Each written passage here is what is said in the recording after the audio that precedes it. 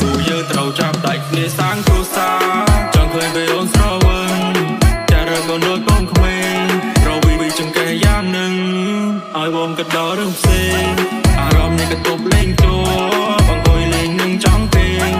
យប់នេះមិនឲ្យអូនគាត់យប់នេះត្រៀមណៃបងចង់លេងមួយនេះតើខ្ញុំមិនជាអ្នកសោរឿងរ៉ាវស្នេហាអូននឹងបងគួរតែសន្យាថាបងរ៉ាំរងតែអូនបានចាឆ្ងាយបងហើយទៅអូនទៅលេងត្រឡប់ក្រោយទៅ